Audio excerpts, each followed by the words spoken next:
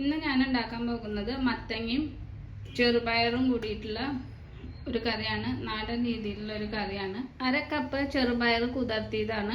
ഞാൻ തലേ ദിവസം കുതിർത്തി വെച്ചതാണ്. അത് എടുത്തിട്ടുണ്ട്. പിന്നെ ഒരു ചെറിയൊരു കഷ്ണം മത്തങ്ങ എടുത്തിട്ടുണ്ട്. ഇനി ഇത് രണ്ടും കൂടിയിട്ട് ഒന്ന് വേവിച്ചെടുക്കാം.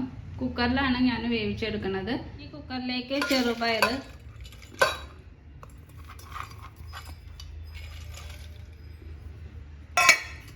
പിന്നെ മത്തങ്ങ ഇട്ട് കൊടുക്കാം. 1/4 ടീസ്പൂൺ മഞ്ഞൾപ്പൊടി, പിന്നെ 2 പച്ചമുളക് ഇട്ട് കൊടുക്കാം.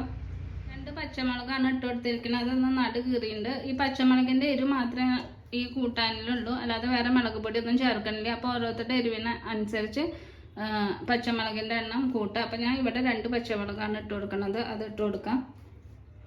പിന്നെ അതിലേക്ക് ആവശ്യത്തിനുള്ള വെള്ളം ഒഴിച്ച് ഒരു വിസിൽ വരണ വരെ വേവിച്ചെടുക്കാം.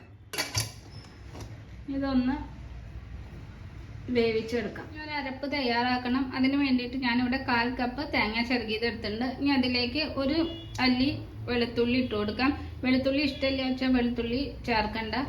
താല്പര്യമുള്ളവർക്ക് വെളുത്തുള്ളി ചേർക്കാം. ഞാൻ ഇവിടെ ഒരു അല്ലി വെളുത്തുള്ളി ചേർക്കാം. 1 ടീസ്പൂൺ ജീരകം ചേർത്ത് കുറച്ച് വെള്ളം ഒഴിച്ച് തരിതരിപ്പായിട്ട് അരച്ചെടുക്കാം.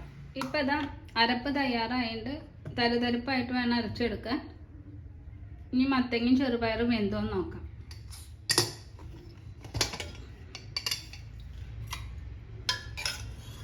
ഇപ്പം ചെറുപയറും മത്തങ്ങയും വെന്തുണ്ട്.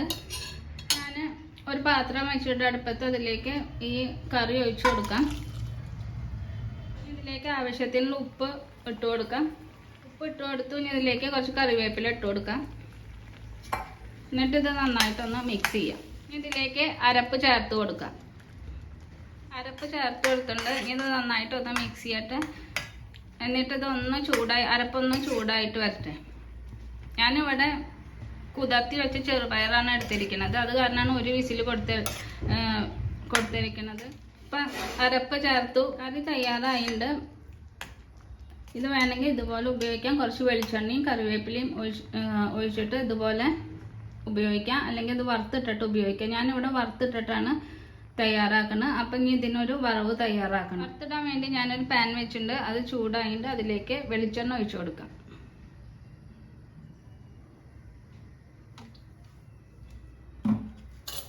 ഇനി അതിലേക്ക് 1 ടീസ്പൂൺ കടുക്,